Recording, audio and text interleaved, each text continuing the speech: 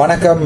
நான் டாக்டர் அமநாதன் அர்ச்சுனா. இன்றைக்கு கனநாளைக்கு பிறகு 2025 ஆண்டு மே மாதம் 20ஆம் தேதி கனநாளைக்கு பிறகு எங்களுடைய பாராளுமன்ற அமர்வுகள் தொடங்கி இருக்கிறது.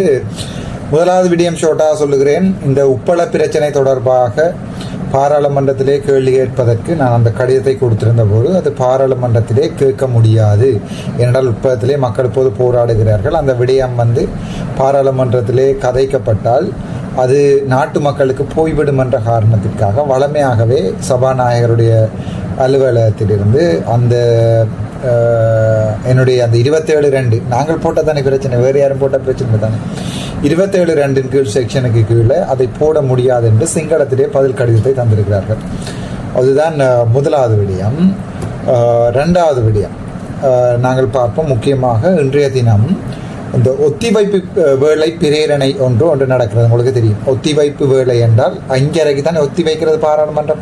9 மணிக்கு தொடங்கி 5:30க்கும் சரியாக 5 மணிக்கு ஒத்தி வைக்கப்படுகிறது.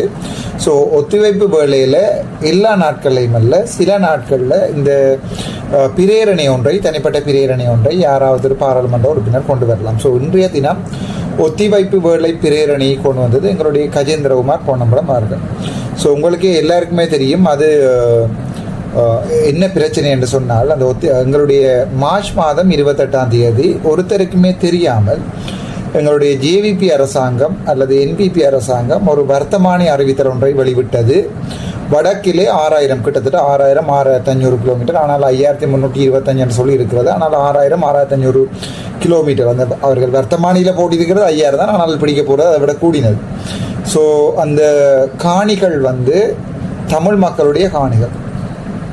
பூர்வீகமாக காலங்காலமாக தமிழ் மக்கள் விவசாயம் செய்து அதே நேரங்களில் அவை காடுகளாக வளர்ந்திருக்கிறது. நான் உங்களுக்கே தெரியும். ஒரு உதாரணமாக சொல்லுகிறேன். எங்களுக்கு மாங்குளத்தில் 90 ஏக்கர் காணி இருந்தது. அப்பப்பாவுக்கு 90 ஏக்கர் காணி இருந்தது. ஆனால் இப்போது அங்கே இருக்கிறது எங்களுக்கு 4 ஏக்கர். என்னடா மிச்ச காணி முழுக்க காடுகளாக வத்தி 90 அவருக்கு 90 ஏக்கர் காணி இருந்தது. இப்போ 1945, 50, 55, 60களில் தான் அந்த காணிகள் இருந்தது. அது பிறகு பெரிய இப்போ நாளிங்கம் எதிர்வசிங்கத்துக்கு சில காணிகள் போனது. அது மாதிரி எங்கள்கிட்ட மிஞ்சினது 4 ஏக்கர். அது அவர்கள்ட்ட போய் அப்படியே சரி அதுகள் தேவையில்லாத விடயம். ஆனால் அவ்வாறு அந்த காணிகள் நாங்கள் பராமரிக்காமல் விடப்பட போகின்ற போது இப்போ கிட்டத்தட்ட உள்நாட்டு போர் ஆரம்பித்து 83ஆம் ஆண்டிலிருந்து இன்று வரைக்கும் கிட்டத்தட்ட 25 வருஷம் இங்கால, 17 வருஷம் அங்கால ஜோதிச்சு பாருங்க. 35-37 வருஷங்களுக்கு மேற்பட்ட காலப்பகுதியில் எவ்வளோ மக்கள் இடம்பெயர்ந்து போயிருக்கிறார்கள். ஸோ அவ்வளோ மக்களும் இடம்பெயர்ந்து போயிருக்கிறதால அந்த காணிகள் பராமரிப்பு இல்லாமல் இன்றைய குடம் பானா சத்தியலிங்கம் அவர் கூட அவர்கள் சொல்லியிருப்பார்கள் காட்டு காணிகளாக இருக்கிறது. ஆனால் அங்கே பார்த்தீங்கன்னா தெரியும், அங்கே காட்டு காணிகளாக இருக்கின்ற போதும் பனைமரம், தென்னை மரம், வாழை மரம் எல்லாமே அதுக்குள்ள நிற்கிறது. ஆகவே அது மக்கள் ஒரு காலத்தில் அந்த பயந்தர் மரங்கள் காடுகளில் வளராது. ஆகவே மக்கள் ஒரு காலத்தில் அங்கே வாழ்ந்தார்கள். அந்த காணி தமிழ் மக்களுடைய பூர்வீக காணி என்பதை ஏற்றுக்கொள்ளத்தான் வேணும். உண்மை என்னென்றால் 83ஆம் ஆண்டு கரவரமும் அது தொடர்ந்து உள்நாட்டு போர் காரணமாகவும் எங்களுடைய இரத்த சகோதரங்கள் வெளிநாட்டுக்கு போயிருக்கின்றது. உங்களுக்கு தெரியும், எல்லாருமே இடம்பெயர்ந்து அதில் கஜேந்திரகுமார் பொன்னம்பலம் ஒரு விடயம் சொல்லுவார், நாங்கள் சட்ட ரீதி இல்லாமல் போனாங்கன்னு. இல்லை, நாங்கள் போய் சட்ட ரீதி இல்லாமல் போனால் கூட இப்போது சட்ட ரீதியாக அங்கே பிரஜா உரிமை பெற்று வாழ்கிறார்கள். அதில் எனக்கு ஒரு சின்ன ஒரு கவலை, கஜேந்திரகுமாரன்னா நாங்கள் அந்த சட்ட ரீதி இல்லாமல் வெளிநாட்டுக்கு ஓடினாங்கள் என்று. எல்லாருமே கள்ளத்தோணியில் போகவில்லை. ஸோ அதில் சில பேர்கள் உயிருக்கு பலந்து இத்தாலிக்கு போய் அப்படி போனவர்கள், சில பேர் சரியாக வீசா எடுத்து போனவர்கள். அங்கே போய் அசைலம் அடித்து நாங்கள் எங்களுக்கு உயிர் பாதுகாப்பு பிரச்சனை இருக்குன்னு சொல்லி, மற்றது அங்கே படித்தவர்கள் இருக்கிறார்கள், எத்தனையோ டாக்டர்ஸ் இருக்கிறார்கள். ஸோ புலம்பெயர் மக்கள் அனைவருமே அதாவது சட்ட ரீதி இல்லாமல் போனவர்கள் என்று சொன்ன அந்த வசனங்கள் சற்று நினைக்கிறேன் அவர் கதைக்கிற அவசரத்தில் கைத்துட்டார் போல. அதை பெருசாக நாங்கள் எடுத்து பார்க்க தேவையில்லை. அதே நேரம் இன்றைய தினம் அவர் எங்களுடைய கஜேந்திரகுமார் பொன்னம்பலம் அவர்கள் ஒரு சிறப்பு பிரேரணை ஒன்றை கொண்டு வந்தார். அந்த சிறப்பு பிரேரணையை நான் முதலாக உங்களுக்கு வாசித்து காட்டுறேன். அது வாசித்து காட்டுவதற்கு முன் இதுதான் அந்த இன்றைய தினம் சிறப்பு பிரேரணை. வடமாகாணத்தில் தமிழ் மக்களாகி உரிமை கொள்ளப்பட்டிருக்கும் காணிகளை அரசு கைப்பற்றல் என்று தலையங்கம் போடப்பட்டிருக்கிறது. 2025ஆம் ஆண்டு அவருடைய பிரேரணையை வாசிக்கிறேன், தயவு செய்து பொறுமையாக கேளுங்கள். 2025ஆம் ஆண்டு 3ஆம் மாதம் 28ஆம் தேதி 24/30/2025 இலக்க வர்த்தமானி அறிவித்தல் மூலம் யாழ்ப்பாணம், முல்லைத்தீவு, கிளிநொச்சி மற்றும் மன்னார் ஆகிய மாவட்டங்களை உள்ளடக்கி 5000 ஏக்கர்களுக்கும் அதிகமான மொத்தம் 5617 முதல் 5623 வரை இலக்கமிடப்பட்ட நிர்ணய அறிவித்தல்கள் வெளியிடப்பட்டுள்ளன. தமிழ் மக்கள் பல்லாண்டு காலமாக பொதுப்படியான காணிகளாக பயன்படுத்திய கடற்கரைகள், குளங்கள், வண்டிப்பாதைகள் மற்றும் மயானங்கள் உள்ளடங்கலான காணிகளை கைப்பற்றுவதற்கு குறிப்பிட்ட அறிவித்தல்கள் மூலம் எத்தனிக்கப்படுகிறது. அதாவது அந்த காணியை கைப்பற்றுவதற்கு அவர்கள் ட்ரை பண்ணுகிறார்கள். அதில் இந்த எங்களுடைய நிசாம் காரியப்ப தொடர்பாகவும் சில வசனங்களை சொல்லவனும். இப்போது இந்த சிறுபான்மை மக்கள் ஒன்றாக, ஏனென்றால் இந்த பாராளுமன்றத்தில் சற்று படித்த சமூகத்தில் சேர்ந்தார்கள் இந்த சிறுபான்மை நிசாம் காரியப்பர் ஒரு பிரபல்யமான சட்டத்திறனி. ஸோ அவர் தொடர்பாகவும் ஒரு சில வசனங்களை நான் அதில் சொல்லியாக வேண்டும். மனமும் அந்த நன்றிகளும் உண்மையாகவே தமிழ் மக்கள், நாங்கள் முஸ்லீம் தமிழ் சமூகம் ஒன்றாக இருந்தால் யாராலையுமே எங்களில் கை வைக்க முடியாது. நல்ல ஒரு உதாரணத்தையும் சொல்லி இந்த வீடியோவை நான் போடுகிறேன். வடக்கு கிழக்கில் குடிசன பெரம்பலில் மாற்றங்களை கொண்டு வந்து அதனூடாக தமிழர்களை அவர்களது சொந்த நிலத்தில் ஒரு சிறுபான்மையினராக உருவாக்குவதற்கு இலங்கை அரசானது தொடர்ச்சியான முயற்சிகளை முன்னெடுத்து வரும் வெளிப்படையான எண்ணத்துடன் இலங்கை அரசினால் அரசன் இலங்கை பாரதீனப்படுத்தல் போன்ற பல்வேறு விடயங்களுக்கான பதிலாக சுய நிர்ணயத்துக்கான தமிழ் போராட்டம் உருவானது. தமது சுயாதீன நிறுவனங்களுக்கூடாகவே வடக்கு கிழக்கில் உள்ள அரச காணிகள் மீதான கட்டுப்பாடு இருக்க வேண்டும் என்ற கருத்தை தமிழ் மக்கள் தொடர்ச்சியாக மேற்கொண்டிருந்தார். உங்களுக்கு தெரியும், உங்களுடைய காணி உரிமை ஒரு மண் என்பது மண்மீட்பு போராட்டம் தான் நாங்கள் செய்த ஸோ அதான் அவர் எழுதியிருக்கிறார். மேலுள்ள வர்த்தமானி அறிவித்தல் தொடர்ச்சியாக ஆட்சிக்கு வந்த இலங்கை அரசாங்கங்களினால் தமிழர்களுடைய மொத்த நிலங்களை அவர்களிடமிருந்து பறிக்கும் நீண்டகால வரலாற்றின் இன்னும் ஒரு முன்னெடுப்பாகவே காணப்படுகிறது. உங்களுக்கே தெரியும். மேலும் இவ்வாறு பிரகடனப்படுத்துவதற்கு பரிசீலிக்கப்பட்டுள்ள காணிகளுள் சுனாமியின் போதும் அத்துடன் மீண்டும் ஏற்பட்ட இடப்பெயர்வினால் ஆவணங்களை இழந்த காரணத்தினால் தமது காணிகளை உறுதிப்படுத்துவதில் சிரமங்களை எதிர்கொண்டுள்ள தனியார் உரிமையாளர்கள், தனியார் காணிகளும் உள்ளடங்குவதாக எங்களால் அறியக்கூடியதாக உள்ளது. அரச காணிகளை யார் கட்டுப்பாட்டில் வைத்திருப்பது போன்ற பிரச்சனைகளை தீர்ப்பது உள்ளிட்ட தேசிய பிரச்சனைகளுக்கு அரசியலமைப்பு தீர்வொன்றை நியாயமான முறையில் ஆராய்வதற்காக இந்த அரசாங்கம் 2024 ஆண்டின் ஜனாதிபதி தேர்தல் மற்றும் 2025 ஆண்டின் பொது தேர்தல் ஆகிய இரண்டின் போதும் தமது விஞ்ஞாபனத்தில் உறுதியளித்திருந்தது. இருப்பினும் அரசாங்கத்தின் இந்த நடவடிக்கையானது அரச காணிகளின் கட்டுப்பாடு தொடர்பில் இந்த அரசாங்கத்தின் நிலைப்பாடானது முன்னைய அரசாங்கங்களிலிருந்து எவ்விதமான வேறுபாட்டையும் கொண்டிருக்கவில்லை என்பதை தெளிவாக காட்டுகிறது. அரசாங்கத்தின் இந்த நடவடிக்கையை தமிழ் தேசியத்தின் கட்டமைப்பு ரீதியான இன அழிப்பின் இன்னொரு செயலாகவே தமிழ் மக்கள் பார்க்கின்றனர். இந்த வர்த்தமானி அறிவித்தலை உடனடியாக மீளப்பெறுமாறு அரசாங்கத்தை நான் வேண்டுகிறேன் என்ற ஒரு தனிப்பட்ட ஒரு ஒத்திவைப்பு பிரேரணை ஒன்றை பாராளுமன்றத்திலே கௌரவ பாராளுமன்ற உறுப்பினர் கஜேந்திரகுமார் பொன்னம்பலம் அவர்கள் கொண்டு வந்திருப்பார்கள். இதோடு இன்னொரு விடயத்தை சொல்லி அந்த வீடியோவை போடுகிறேன். என்றால் இன்றைய தினம் மக்களுக்காக, தமிழ் மக்களால் அதிகம் விரும்பப்படுகின்ற 3 பாராளுமன்ற உறுப்பினர்கள், நானாக இருக்கலாம், கஜேந்திரகுமார் பொன்னம்பலமாக இருக்கலாம், சிறிதனாக இருக்கலாம், இந்த 3 பேரும் நான் அவர்களை வெள்ளை வேட்டியல் என்று விமர்சித்திருக்கிறேன். அவர்களுடைய தனிப்பட்ட அரசியலுக்கு எனக்கு விருப்பம் இல்லாட்டும் மக்களுக்காக எப்போதும் ஒன்றாக நிற்பேன் என்பது எந்த சந்தேகமும் வேண்டாம். ஆகவே அந்த விடயம் தொடர்பாக இன்றைய தினம் கதைக்கப்பட்டிருக்கிறது. இப்போது நான் எங்களுடைய கௌரவ பாராளுமன்ற உறுப்பினர் கஜேந்திரகுமார் அவர்களுடைய பேச்சினை இங்கே போடுகிறேன், நீங்கள் கேட்டு பார்க்கலாம். அதிலே சில விடயங்கள் ஆங்கிலத்திலே கதைக்கப்பட்டிருக்கிறது. அதில் என்ன சொல்லப்பட்டிருக்கிறது என்றால், இந்த காணிகள் பாரம்பரியமாக தமிழ் மக்களுடையது. இந்த காணிகளை நீங்கள் இவ்வாறு நீங்கள் கையகப்படுத்துவது ஆனது அது எந்த அடிப்படையில் நாங்கள் பார்க்கிறோம் என்றால், திட்டமிட்ட ரீதியாக அந்த காணிகளை அரசுடைமையாக்கிவிட்டு தெற்கிலிருந்து சிங்கள மக்களையோ அல்லது வேறு இன மக்களையோ கொண்டு வந்து அந்த திட்டமிட்ட குடிப்பரம்பலை இல்லாமல் பண்ணுகின்ற வேலையாகத்தான் நாங்கள் பார்க்கிறோம் என்ற பொருள்பட கஜேந்திரகுமார் பொன்னம்பலம் அவர்கள் கதைத்திருப்பார்கள். அந்த உரையை நீங்கள் கேட்டு பார்க்கலாம். அதில் முக்கியமான உரைகள் தமிழிலே இருக்கின்றன. සභාව කල්තබන අවස්ථාවේ යෝජනාව ගරු පාර්ලිමේන්තු මන්ත්‍රී ජී පොන්නම්බලම් මහතා. ඔබතුමාට විනාඩි 6ක කාලයක් ලැබෙනවා. Honorable presiding member, since I do not have since I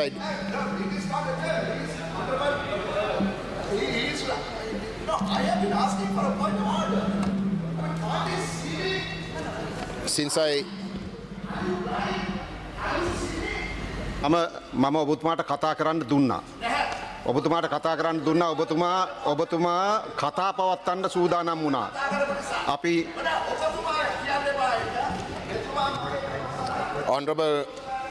Honorable presiding member, under the Land Settlements Ordinance by Gazette notification bearing number 2430/2025 dated the 28th of March 2025, settlement notices totaling 7 in number for the districts of Jaffna, Mullaitivu, Kilunurchi and Mana, covering more than 5,000, close upon 6,000 acres, has been published. The said notifications attempt to take over land including beaches, lakes, lakes, cart lanes and cemeteries, lands that was used by the Tamil people from time immemorial as rest communes, and convert them into state land.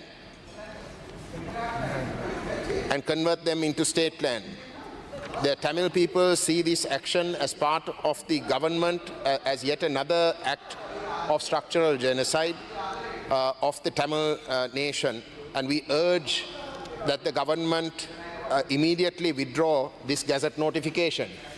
Honorable Presiding Member, I ask that the whole motion be included in the Gazette. I don't want to read the whole motion since you have only given me 6 minutes. I'm the proposer and you have only given me 6 minutes. கௌரவ சபாநாயகர் அவர்களே, இந்த வர்த்தமானி அறிவித்தல் 28ஆம் தேதி March மாதம் வெளியிடப்பட்டது. இந்த வர்த்தமானி அறிவித்தல் ஊடாக 3 மாதம், அதாவது 28ஆம் தேதி ஜூன் மாதம் 2025ஆம் ஆண்டு வரைக்கும் காலவாசம் வழங்கப்பட்டிருக்கின்றது. இந்த வர்த்தமானி அறிவித்தலின் கீழ் கிட்டத்தட்ட 6000 ஏக்கர் காணி இந்த 3 மாதத்துக்குள்ளே நபர்கள் தங்களுடைய உரித்தை இந்த 3 மாதத்துக்குள் உறுதிப்படுத்தாத பட்சத்திலே இந்த 3 மாதம் கழிகின்ற பொழுது அந்த காணிகள் அனைத்தும், அந்த 6000 ஏக்கருக்கு கிட்டத்தட்ட காணிகள் அனைத்துமே அரசு காணிகளாக பிரகடனப்படுத்தப்படும். நேற்றைய தினம் அரசாங்கம் ஒரு அறிவித்தல் ஒன்றை வெளியிட்டது. இந்த வர்த்தமானி அறிவித்தல் தொடர்பாக இருக்கக்கூடிய குழப்பமான அபிப்பிராயங்கள் சம்பந்தமாக கருத்தில் கொண்டு அந்த வர்த்தமானியை இடைநிறுத்துவதாக ஒரு அறிக்கை ஒன்று வெளியிடப்பட்டது. ஆனால் அந்த சட்டத்தை எடுத்து பார்த்தால், லேண்ட் செட்டில்மெண்ட் ஆர்டினன்ஸை எடுத்து பார்த்தால் மிக தெளிவாக அவ்வகையான இடைநிறுத்தலுக்கு அந்த சட்டத்திலே இடம் கிடையாது. இந்த அரசாங்கம் இடைநிறுத்தினாக சொன்னாலும் கூட அந்த 3 மாதங்கள் முடிவடைகின்ற பொழுது அந்த வர்த்தமானிக்கு கீழே எவரும் தங்களுடைய உரித்துகளை உறுதிப்படுத்தாத பட்சத்தில் அது அரசு காணியாக பிரகடனப்படும். அதை எவராலும் தடுக்க முடியாது. அது தடுப்பதாக இருந்தால் இந்த வர்த்தமானி வாபஸ் பெற்றேயாக வேண்டும். அந்த வகையில் தான் நான் இந்த அரசாங்கத்திடம் தாழ்மையாக கேட்டுக்கொள்கின்றேன். இந்த வர்த்தமானி நடைமுறைப்படுத்தப்பட்டால் இந்த 3 மாதம் இறுதியிலே கணிசமான தனியார் காணிகள் உட்பட மக்களுடைய, தமிழ் மக்களுடைய பொதுக்காணிகள் முழுமையாக சுவீகரிக்கப்படும். இன்றைக்கு 30 வருஷத்துக்கு மேலாக நடைபெற்ற ஒரு போர் காரணமாகவும் எத்தனையோ கிட்டத்தட்ட தமிழ் மக்களுடைய சனத்தொகையின் அறவாசி இன்றைக்கு புலம்பெயர்ந்த தமிழ் மக்களாக வெளிநாடுகளிலே வாழுகின்ற ஒரு நிலைமை இருக்கின்ற இந்த நிலையிலே அவர்கள் வெளியேறின பொழுது அவர்கள் அவசரமாகத்தான் வெளியேறினவை. அவர்களுக்கு எதிராக அரசாங்கம் பயங்கரவாத தடுப்புச் சட்டத்தை பயன்படுத்தி பாயப்போகின்றது, தங்களை சந்தேகிக்கின்றார்கள் என்ற பயத்திலே அவர்கள் அனைத்தையும் விட்டு வெளியோடினவை. அவர்கள் சட்டவிரோதமாகத்தான் வெளிநாடுகளுக்கு சென்று அங்கு தஞ்சம் கோரினவை. அப்படிப்பட்ட வெறும் கையோடு சென்ற மக்கள் இன்றைக்கு தங்களுடைய காணிகளை உறுதிப்படுத்த முடியாத ஒரு நிலையிலே தவிர்த்து கொள்கின்றனர். அது மட்டுமல்லாமல் இது வெறுமனே யுத்தத்தாலே வந்து வெளியேறின மக்கள் மட்டுமல்ல, இங்கு வாழுகின்ற மக்கள் கூட பல தடவைகள் இடம்பெயர்ந்திருக்கிறோம். ஒருக்க இல்லை, 2 தடவை இல்லை, 5, 6 கிட்டத்தட்ட 10 தடவைகள் கூட தங்களோட வாழ்நாளில் வந்து முழுமையாக அனைத்தையும் விட்டு வெறும் கையோட வெளியேறி தங்களுடைய உயிரை காப்பாற்றுவதற்காக இடம்பெயர்ந்திருக்கிறோம். அப்படிப்பட்ட இடம்பெயர்வர் ஊடாக தங்களுடைய சொத்துக்கள் அனைத்தையும் இழந்தவை. அது மட்டுமல்ல, 2004ஆம் ஆண்டு நடைபெற்ற சுனாமியால் கிட்டத்தட்ட முழு வீடுகளும் கரையோர பிரதேசங்களை மையப்படுத்தித்தான் இந்த வர்த்தமானி வெளியிடப்பட்டிருக்கின்றது. அந்த கரையோர பிரதேசத்தை தான் இந்த சுனாமி அழித்தது. அது ஆவணங்களை தேடி இந்த ஆவணங்களை நாங்கள் விட்டு விடுவோம் என்று பார்த்து அனைத்தையும் தான் எடுத்து சென்றது. அது மட்டுமல்லாமல் இந்த வர்த்தமானி தனியார் காணிகளை சுவீகரிக்கிறது மட்டுமல்ல, தனியார் காணிகள், அதாவது உறுதி காணி இல்லாத தனியார் காணிகள், பொது தேவைகளுக்காக பாரம்பரியமாக பயன்படுத்தப்பட்ட காணிகள், பொது காணிகள் அனைத்தையும் சுவீகரிக்கிறது. உள்ளூராட்சி சபைகளுக்குரிய காணிகள், ரோட்கள், சிமெட்ரிஸ் அனைத்துமே சுவீகரிக்கிறதுக்குரிய ஒரு வர்த்தமானியாக இது அமைந்துள்ளது. இந்த வர்த்தமானி ஒரு தேர்தல் நடைபெறுகின்ற காலத்திலே வெளியிடப்படுகின்றது. மார்ச் 28ஆம் தேதி எவருக்குமே சொல்லாமல், எவரோடையும் பேசாமல் இது வெளியிடப்பட்டது. கிட்டத்தட்ட ஒரு மாசத்துக்கு பிறகுதான் எங்களுக்கு தெரிய வந்த இப்படி ஒரு வர்த்தமானி ஒன்று வெளியிடப்பட்டிருக்கின்றது. மக்களுக்கு இதுவரைக்கும் தெரியாது. நாங்கள் அரசியல்வாதிகளாக இந்த விடயம் அறிஞ்சதுக்கு பிற்பாடு நாங்கள் அதை பெருசுபடுத்தினதுக்கு பிறகுதான் மக்களுக்கே தெரிய வருகின்றது, ஊடகங்களே தெரிய வருகிறது. ஆகவே இந்த 3 மாச கால அவகாசத்தை நீங்கள் வழங்கினது உண்மையிலே அந்த மக்களுக்கு அறிவித்து அந்த மக்களுடைய நலன்களுக்காக இந்த வர்த்தமானி வெளியிடப்பட்ட அந்த நோக்கமே கேள்விக்குட்படுத்தப்படுகின்றது கௌரவ சபாநாயகர் அவர்களே. ஆகவே தான் நாங்கள் தெளிவாக சொல்லுகின்றோம், இந்த அரசாங்கத்துடைய இந்த நடவடிக்கை முற்றிலும் நல்லிணக்கத்தை முடிவுக்கு கொண்டு வருகின்ற ஒரு செயலாக அமையும். இதுக்கு முதல் மஹிந்த ராஜபக்ச போன்றவர்கள் ஆட்சி செய்தார்கள். தமிழர்கள் அவர்களை உச்ச இனவாதிகளாக அடையாளப்படுத்தினவர்கள். அவர்கள் கூட செய்யாத ஒரு நடவடிக்கை அவசரமாக இந்த அரசாங்கம் இன்றைக்கு இதை செய்வதற்கு என்ன காரணம்? உண்மையிலே அரசாங்கம் இன்றைக்கு காலையிலே ஸ்ரீதரன் அவர்கள் ஸ்ரீதரன் அவர்கள் எழுப்பின கேள்விக்கு பதில் சொல்லுகின்ற வகையிலே மக்களுக்கு பல தங்களுடைய சொந்த காணிகளை உறுதிப்படுத்த முடியாத நிலைமை இருக்கு. அந்த உறுதிப்படுத்தலுக்காக மக்களுடைய நலன்களை கருதிதான் இதை செய்கிறார்கள் என்றால் அதை சுவீகரிக்கிறதுக்குரிய ஒரு வர்த்தமானியை ஒருபோதிலும் வெளியிட்டு இருக்க மாட்டோம். மாறாக மக்களுடைய காணிகள், அவர்களுக்கு இருக்கக்கூடிய அந்த உறுதிகளில் இருக்கக்கூடிய குறைபாடுகள் அல்லது அவர்களுடைய உறுத்துகளுக்கு இருக்கக்கூடிய வெற்றிடங்களை நிரப்புவதுதான் நோக்கமாக இருந்தால் அமைதியாக தமிழ் பிரதிநிதிகளோட கலந்தாலோசித்து மக்களுக்கு சந்தேகத்தை ஏற்படுத்தாத வகையிலே அவர்கள் ஒரு கமிஷன் ஊடாக, எத்தனையோ கமிஷன்கள் அரசாங்கங்கள் 70 வருஷமாக நடத்தியிருக்கிறோம், இதுக்கு ஒரு கமிஷன் ஒன்றை உருவாக்கி உண்மையிலே அதன் நோக்கமே மக்களுடைய காணிகளை உறுதிப்படுத்தக்கூடிய வகையிலே அவர்கள் தங்களுடைய உறுதிகளையும் சீர் செய்வது என்ற நோக்கத்தோடு செய்திருக்கலாம். ஒரு பாசிட்டிவ் நோக்கத்தோடு, ஒரு நல்ல நோக்கத்தோடு அந்த முயற்சிகளை அடையாளப்படுத்தியிருக்கலாம். அதல்லாமல் நீங்கள் இதை 3 மாசத்துக்குள்ளே செய்யாவிட்டால் இந்த காணி சுவீகரிக்கப்படும் என்ற நோக்கமாக இருந்தால் இது முழுக்க அந்த மக்களுடைய காணிகளை சுவீகரிக்கிறது மட்டும்தான் நோக்கமாக இருக்கு. அதனால தான் உங்களுக்கு இந்த அவசரம் இருக்கின்ற சந்தேகம் எங்களுக்கு பலமாக இருக்கின்றது. ஆகவே நாங்கள் தயவுடன் கேட்டுக்கொள்கிறோம், கௌரவ பிரதமர் அவர்களும் இங்கே இருக்கின்ற காரணத்தினாலே நாங்கள் கௌரவமாக கேட்டுக்கொள்கின்றோம், இந்த செயல்பாட்டுக்கு நீங்க முற்றுப்புள்ளி வையுங்கள். உண்மையிலே உங்களுடைய நோக்கம் அந்த மக்களுடைய கிட்டத்தட்ட 30% மட்டும்தான் அந்த மக்களுடைய காணிகள் செய்யப்பட்டிருக்கின்றது, 70% குறைபாடுகள் இருக்கின்றது நீங்க சொல்றீங்கள் என்றால் அதுக்கு ஒத்துழைக்கிறதுக்கு நாங்கள் தயார். எங்களுக்கு அந்த தேவை இருக்கு. எங்கட மக்கள் தான் அந்த காணிகளுடைய உறுத்தானவர்கள். அவர்களுடைய உரித்துகளில் குறைபாடுகளை நிவர்த்தி செய்வது எங்களுக்கும் ஒரு தேவை இருக்கு. நாங்கள் அதுக்கு ஒத்துழைப்போம். ஆனால் அது இல்லாமல் நீங்கள் இந்த வர்த்தமானி ஊடாக நீங்கள் செய்வது முழுக்க அரசு காணிகளாக சுவீகரிக்கிற நோக்கத்தோடு இல்லாமல் மக்களுடைய நலன்களுக்கு இல்லை என்றதை நான் சுட்டிக்காட்டி தயவுடன் நான் பிரதமர் அவர்களிடம் கேட்டுக்கொள்கின்றேன். இப்படி அல்ல நல்லிணக்கத்தை ஏற்படுத்துவது. நல்லிணக்கம் ஏற்படுத்துவது என்றால் நீங்கள் பேச வேணும். பேசி ஒரு இணக்கப்பாட்டின் அடிப்படையில் தான் இந்த விடயங்கள் முன்கொண்டு போகணும். காணி என்றது எங்களுடைய இனப்பிரச்சனையுடைய அடிப்படை பிரச்சனை. அதுதான் மூல காரணமாக இருந்திருக்கு. எங்களுடைய வடகிழக்கு நிலப்பரப்பிலே தமிழ் மக்களுடைய காணிகள் முற்றுமுழுதாக சுவீகரிக்கப்பட்டு குடியேற்றங்கள், சிங்கள குடியேற்றங்கள் நடந்தது தான் வரலாறு.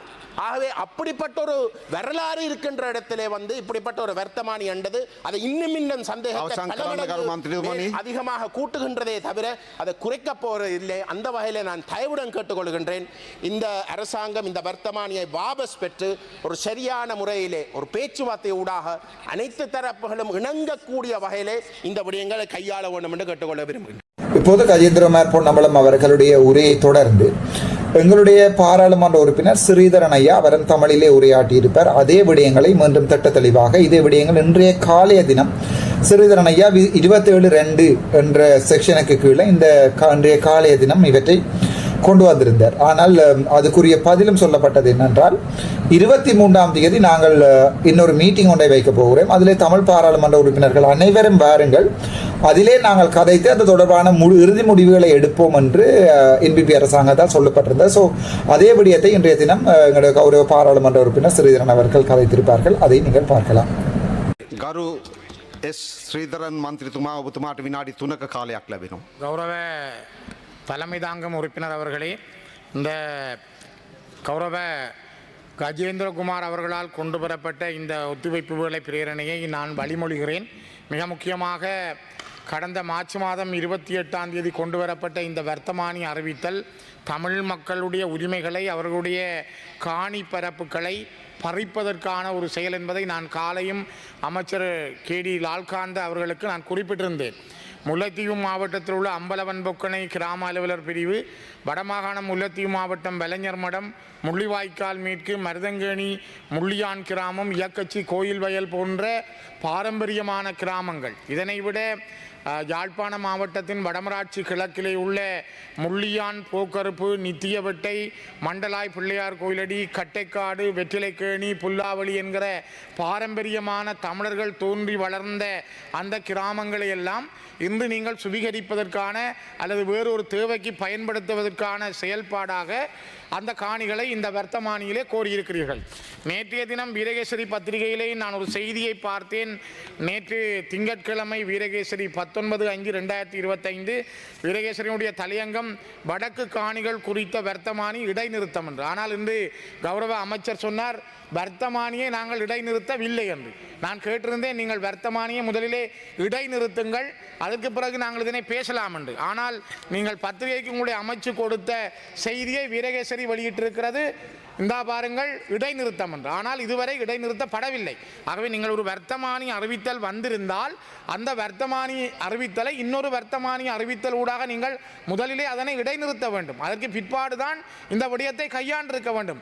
கௌரவ கஜேந்திரகுமார் அவர்கள் சொன்னது போல இந்த விடயம் வடக்கு கிழக்கிலே குறிப்பாக தமிழ் மக்களுடைய பிரதிநிதிகளோடு நீங்கள் பேசியிருக்க வேண்டும். ஏனென்றால் அடிப்படை பிரச்சனையே காணியிலே இருந்துதான் தொடங்கி இருக்கிறது. 1954ஆம் ஆண்டு அல்லை கந்தளாயிலே 154 விவசாயிகள், தமிழ் விவசாயிகள் வெட்டி படுகொலை செய்யப்பட்ட நாளிலிருந்து எங்கள் மீதான இனப்படுகொலை தொடர்ந்தது. 1990ஆம் ஆண்டு விடுதலை புலிகள் ஆகாய கடல் வழி தாக்குதல் என்று பெயர் சூட்டி நடத்திய ஆனையிரவு சமருக்காகவே இந்த புல்லாவளி, கட்டைக்காடு, வெத்திலக்கேணியூடாக இராணுவம் தரையிறங்கி இருந்தது.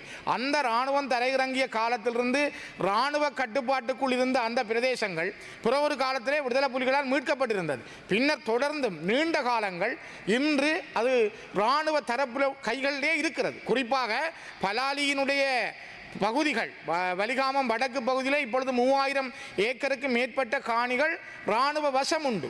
அந்த இராணுவ வசம் இருக்கிற காணி கூட நீங்கள் சொல்வது போல இன்னும் ஒரு கொஞ்ச நாட்களில் சில வேளை இவ்வாறு விண்ணப்பம் கோரப்பட்டாலும் ஆச்சரியப்படுவதற்கில்லை. பல மக்களுடைய காணி ஆவணங்கள் இல்லை, அவர்கள் எங்கே வைத்திருக்கிறார்கள் தெரியாது, பல குடும்பங்கள் உயிரோடு இல்லை, குடும்பங்கள்.